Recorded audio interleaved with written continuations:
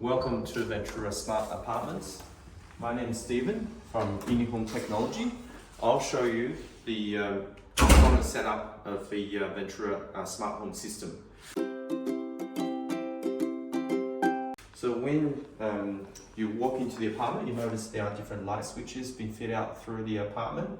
So you can use this as a common switch if you close by. Also, you can use your phone to tap and control the light switches. There are also multiple smart GPOs being fitted across the apartment. So you can see these ones. You can turn on and off the GPO by pressing the button. You can also control the GPOs and monitor the energy usage in the app. So let me show you also the smart blinds.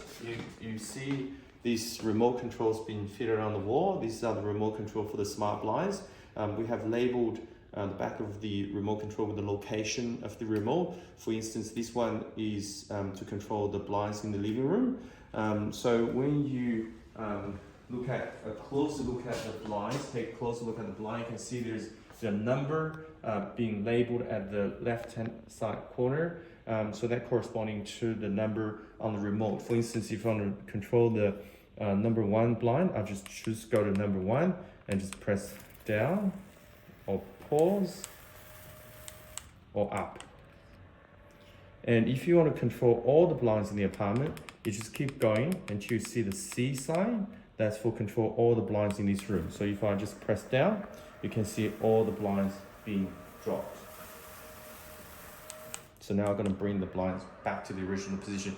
You can also easily control the blinds in the app. So you can control single blinds or control the group of blinds. So whenever the battery needed a recharge, we have included this charging cable. This is a micro USB cable. One end goes into the blind, the charging port. So that's where the camera is pointing at. Then since sometimes the power point is quite far from the blind, so we also included extension cord. So you just connect to the 2 cable by the USB, and then this end going to the power outlet. You can see the battery level in the app. So when the battery level is low, the system will send an alarm. So that's the time to give a charge. So usually you leave the charging on for about 8 hours, and then you can check the app again to see if the battery has been fully charged. Again, so in the smart home system, we actually have programmed many smart scenes. You can see on the top of it, you have a morning, night, home, away. You can also go to scene and see tap to run. There are multiple scenes being set up. For instance, if I press home, I just turn on all the 3 lights when I arrive home. Then all the lights been turned on. One more thing I want to add is you can also add Google Alexa to use the voice command. So for instance, I can say, "Hey Google, bye-bye." Okay.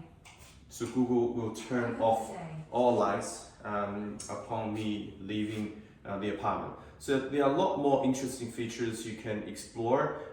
So feel free to get in touch with us if you need any technical support or if you run any issues when using the smart home. Thank you for your time.